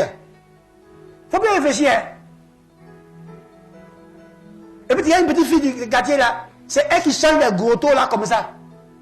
Et puis toi, tu ne trouves pas aussi. Peut-être tu es plus jolie que la petite fille là. Tu es plus en forme qu'elle. Tu as tout là où il faut. Mais c'est elle qui trouve les gars là. Elle dit non, mon copain là, il est avocat international. Mon copain là, il est fondé de pouvoir à la BCAO. Tu dis ah, elle fait comment? Toi pour toi là, il fait quoi? Oh, il est débrouillard. Mon secret, il a diplôme, il est encore au chômage. Et puis chômage là, ça finit pas. Hein? Ah bon? Ne cherchez pas Dieu. Hein? Frère, c'est quand tu cherches Dieu que tu peux avoir des bonnes rencontres. Parce que Dieu va envoyer sur ton chemin les aides destinées. Et des gens, quand ils rentrent dans ta vie, là, leur présence change ta vie. Leur réseau relationnel change ta vie. Mais pour ça, il faut que tu les attises spirituellement. Mais qu'est-ce qui va faire qu'un riche financièrement va s'intéresser à toi? Tu n'es pas riche financièrement. C'est la grâce que tu auras développée dans ta vie qui va les attirer à toi. C'est la grâce de Joseph qui a attiré Potiphar à lui. Je t'en prie ce matin. Si tu es en Christ, vis sérieusement Christ. Faut bâtir ton adoration. Faut avoir une vraie adoration, une adoration sincère, vraie, profonde, qui a de l'impact sur ta destinée. Si tu n'es pas en Christ, je t'invite à être en Christ. Je t'invite à donner ton cœur à Christ, à donner ta vie à Christ. J'ai bavardé. Ferme les yeux et décide ce que tu vas retenir. qui sera bon pour toi pour que tu avances.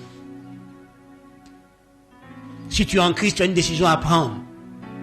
Celle de rendre ton adoration plus qualitative afin que des changements vrais se produisent dans ta vie. Si tu n'es pas en Christ, tu as une décision à prendre. Celle de donner sincèrement ton cœur, ta vie à Jésus-Christ. Réfléchis. L'adoration à laquelle tu es lié contrôle ta vie. Si c'est la mauvaise adoration, l'adoration des idoles, tu en subiras les conséquences. Si c'est l'adoration au Dieu vivant, tu vivras aussi. Alors pense ce matin.